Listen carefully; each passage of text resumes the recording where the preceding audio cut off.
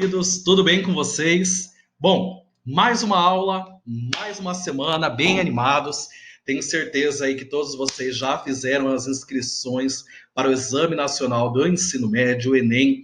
Tenho certeza aí que todos estão focados nas aulas, preparados em toda essa base, tá? Espero que vocês tenham gostado aí da surpresa da última semana, uma dinâmica tanto minha quanto da professora Kátia, para a gente dinamizar todo esse momento das aulas EAD, reforçando aí toda uma base. Bom, aula 8, tá? Que retrata aí a última aula da frente 2 do capítulo da frente 2 do livro 2 sobre comércio. Por mais que eu dê uma explanada na última aula, falando ali com a Kátia sobre as relações comerciais, tipos de setores da economia e outras informações de modo em geral, hoje eu vou revisar e fechar todo esse conteúdo, tá bom? De uma forma bem prática, de uma forma bem tranquila, para que a gente possa dar andamento em outras informações. Bom, na última aula, juntamente com a Kátia, nós trabalhamos todo o impacto em relação à pandemia da Covid-19, em relação ao comércio, os tipos de relações comerciais, sejam elas do setor terciário básico, do setor terciário superior ou até mesmo quaternário. Então, essas relações comerciais, nós percebemos todo o envolvimento e toda uma dinâmica que favorece principalmente o equilíbrio e todo esse ganho econômico dentro de um território, ok? Hoje nós iremos falar mais precisamente sobre a tarefinha da última aula, envolvendo bases de estruturas de mercado e situações que, mesmo consideradas ilegais, ainda permanecem acontecendo em muitos países em suas relações comerciais.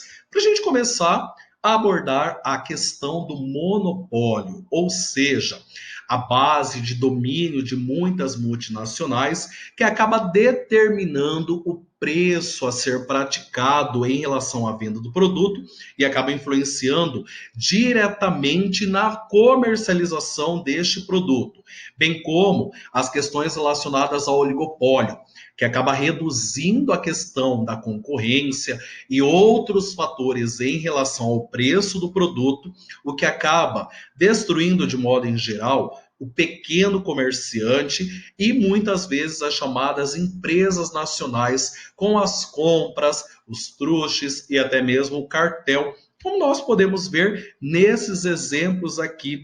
O que nós trabalhamos como a formação de grandes conglomerados econômicos, os holdings, os truches e o cartel. Aí a Gabi pode estar perguntando, mas professor, até onde eu me lembro, são práticas ilegais. Acontecem?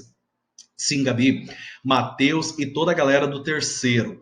Infelizmente, mesmo sendo considerados práticas ilegais, não reconhecidas pelo Estado, ainda acontecem, seja no território brasileiro ou em outros países. Práticas ilegais, práticas que não deveriam acontecer, mas que acabam ainda tendo todo o envolvimento em meio à sociedade, ok? Os holdings podem ser conhecidos e estruturados como o controle de um acionário majoritário, ou seja, aquele que detém da maior quantidade de ações de valor de capital de giro dentro de uma empresa, que acabam controlando os acionistas menores e, consequentemente, tendo uma base financeira sobre o produto a ser negociado. Truste, uma realidade que nós presenciamos historicamente dentro do nosso território. A fusão ou a compra de empresas menores, justamente para eliminar o quê? Toda a concorrência, todo esse foco que ainda acaba acontecendo. E por último, o cartel, quando as empresas se organizam para determinar o valor do produto a ser comerciado. Acontece muito em relação à venda de combustíveis, tanto em organismos mundiais, como o caso da OPEP, que é a Organização dos Países Exportadores de Petróleo, como também em dinâmica local, com os postos de gasolina. Vocês podem observar o seguinte: Os postos de gasolina, eles apresentam uma divergência em relação aos valores muito pequenas, o que favorece toda essa prática de cartel. Mas, professor, sendo ilegal, não poderia ter uma ação para controlar todo esse processo? De fato, até pode haver, mas infelizmente, como o Estado não consegue obter meios para comprovar essa ação, elas acabam acontecendo. E aí, Ananda, eu te pergunto, quem é o maior prejudicado em toda essa ação? Infelizmente, nós, consumidores, que acabamos sendo vítimas de todo esse processo realizado principalmente por grandes organismos internacionais. Como eu trago exemplo aqui nessa base, vocês podem observar justamente o que? Que muitas empresas no ramo de telefonia, postos de gasolinas e outras aqui embaixo favorecem toda essa base de monopolizar ou oligopólio em relação à produtividade, justamente para quê?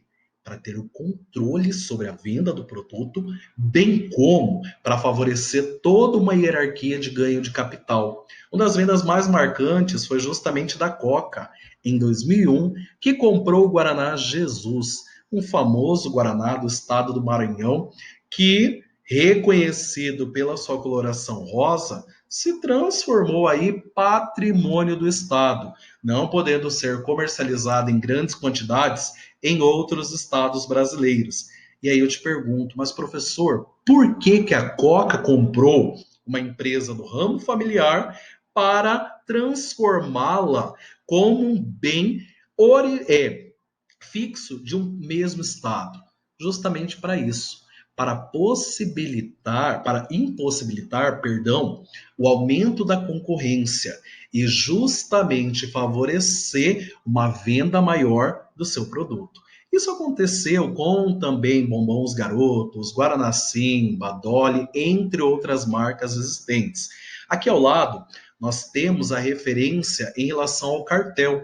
Vocês podem observar que a divergência entre os postos de gasolina são mínimas, justamente em comum acordo sobre as empresas, ou até mesmo relações aí com grandes países produtores de petróleo.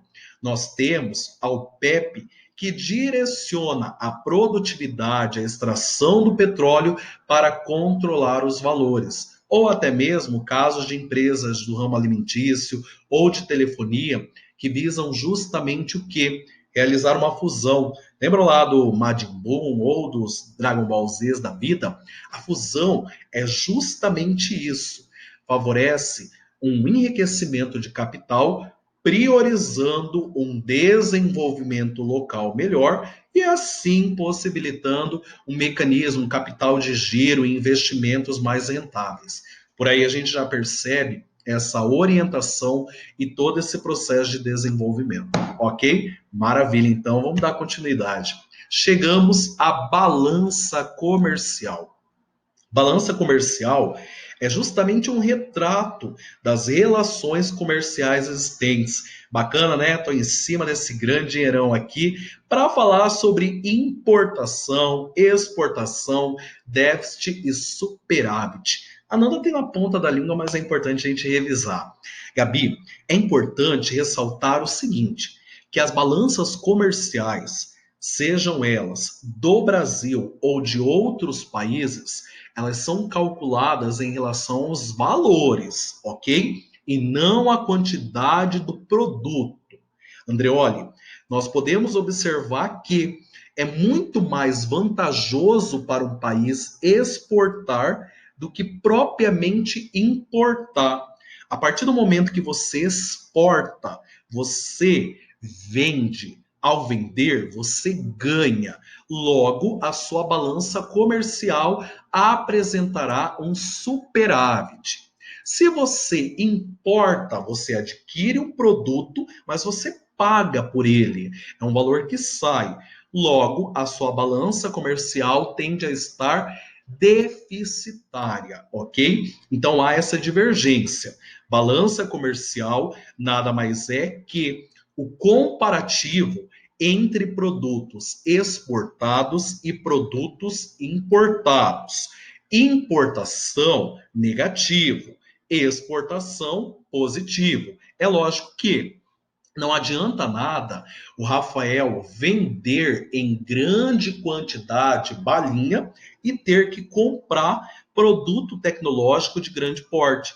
Isso aí vai dificultar todo o seu processo produtivo e, sem sombras de dúvidas, impactar em todo esse processo de negociação e de melhorias com o seu investimento, ok? Então, por aí a gente já percebe toda essa realidade existente e como isso pode prejudicar as relações comerciais existentes dentro de um território como um todo. Fechado? Maravilha, então. E aí nós entramos em um processo histórico no consenso comercial, nos acordos realizados. A iniciar, vamos lá para 1944, em meio à Segunda Guerra Mundial, onde, dentro dos Estados Unidos, em Washington, são reunidos 45 países aliados, aqueles mesmo aliados às grandes potencialidades da Segunda Guerra Mundial, justamente para quê? Para determinar ações e estratégias pós-Segunda Guerra Mundial, visando principalmente amparar países que foram atingidos pela guerra e também ter aí uma certa influência de todo o processo americano. João Vitor, por aí a gente já percebe que os Estados Unidos não está para brincadeira e busca se consolidar como uma grande potência mundial, sendo aí um destaque em meio às grandes potencialidades. E para isso, como mesmo não é besta, cria o Federal Reserve System, FRED. Viu como eu estou bilíngue? Por aí a gente já percebe justamente o que? Um meio de aplicabilidade dentro do território estadunidense que favorece uma organização política e monetária, visando principalmente acordos comerciais tendo como moeda principal o dólar, sendo ele comercializado no valor e modelo euro.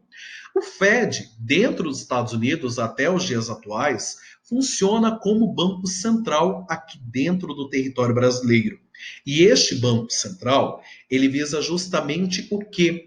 Fiscalizar e orientar ações de títulos públicos, organismos financeiros, créditos imobiliários, justamente para quê? Para garantir uma organização e uma concorrência justa. Bem como, dentro da Conferência de Bretton Woods, foi criado dois grandes organismos internacionais que até os dias atuais contribuem com o desenvolvimento econômico e apoio mútuo. Um apoio aí, uma ajuda das grandes organizações mundiais. O FMI, o Fundo Monetário Internacional, bem como o BIRD, que na atualidade, de Banco Internacional de Reconstrução e Desenvolvimento, se transformou em World Bank, Banco Mundial, ou seja, um propósito visando, a princípio, lá em 45, um financiamento de reconstrução das potências atingidas pela Segunda Guerra Mundial e, na atualidade, contribuir com potências que entram em recessão econômica, dinamismo comercial em queda, como é o caso dos nossos irmãos, os argentinos, que apresentam uma dívida extrema com o Fundo Monetário Internacional, ok? Bom, e dando continuidade, nós temos o GATT, o General Agreement Tariffs, ou seja, o Acordo Geral de Tarifas e Comércio. Sempre está rindo até do meu inglês, mas enfim, o importante é entender que o GATT, ele na atualidade é configurado como a Organização Mundial do Comércio, que desde 95, no Acordo de Marrakech, visa justamente o que? Organizar acordos de ordem internacional e principalmente direcionar tarifas e outras margens para que acordos em relação ao comércio não sejam beneficiárias para uns e maléficas para outros, ou seja por base unificada a todos os países, tendo todo as vantagens objetivadas. E aí nós temos, já nesse período da década de 70, uma crise imensa relacionada ao capitalismo. que envolve justamente toda a elevação dos barris de petróleo que inflige em todo esse processo comercial. E, infelizmente, garantem uma mudança nesse cenário do GATT, onde em 1995, em razão até mesmo da ascensão de novas potências mundiais, é assinado um novo acordo que substitui o GATT, o Acordo de Marrakech, que possibilita a criação da Organização Mundial do Comércio, que até os dias atuais, em rodadas, encontros mundiais, visa o quê? Regulamentar, orientar e proporcionar mecanismos que contribuam com o desenvolvimento do comércio mundial, ou seja, o comércio estabelecido principalmente por um ganho econômico entre todos os países. E aí nós temos as principais cúpulas e as principais rodadas realizadas pela Organização Mundial. Vocês vão ouvir falar sobre a Organização Mundial, principalmente sobre o ano de 2001, rodada de Doha, no Catar. A rodada de Doha, no Catar, ela retrata justamente o quê? O início e uma chegada das chamadas potências emergentes.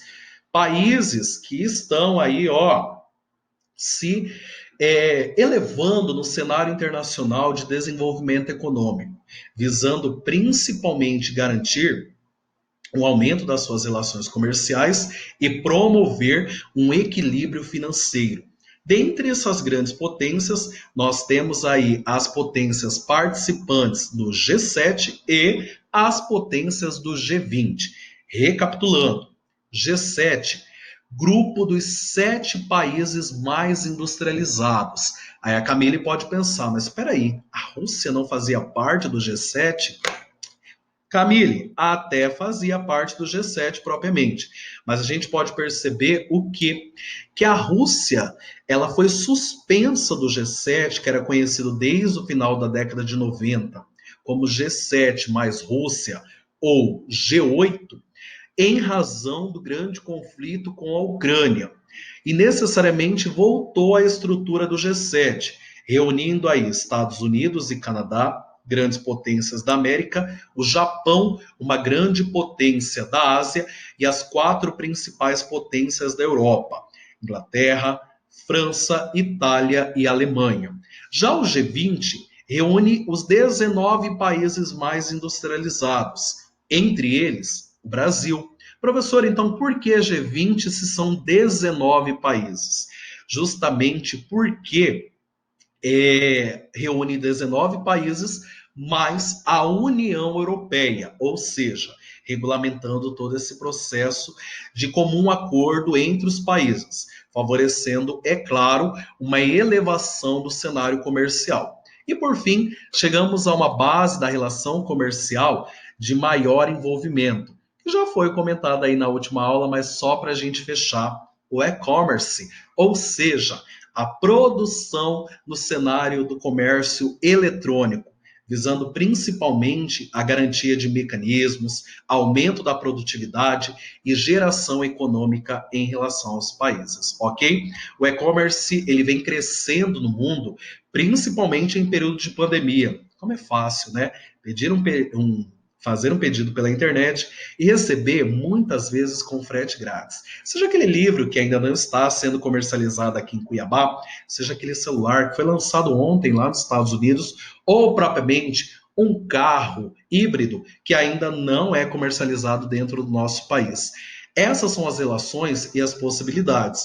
E olha que lá em 95, quando a Amazon teve toda a ideia, todo o objetivo de criar esse comércio eletrônico, muitos acharam que era loucura e que nunca iria dar certo. Mas hoje já atinge grande parte da população mundial, até mesmo em razão do enorme crescimento voltada ao acesso à internet. Isso sem falar nas moedas eletrônicas, como bitcoins e outros bancos eletrônicos que sequer têm uma agência física. E aí a Covid-19 vem, é claro, para aumentar, para elevar toda essa relação comercial, ok? Bom, pessoal, fechamos por aqui todo esse livro número 2. Eu espero que vocês tenham realizado as atividades de sala, realizam as atividades propostas, mandem dúvidas, seja no meu privado ou seja por outros meios de comunicação. E lembre-se, temos Enem e temos que focar. Independente da pandemia, o nosso objetivo continua o mesmo: aprovação nas melhores universidades do país, ok? Tchau, tchau, até a próxima!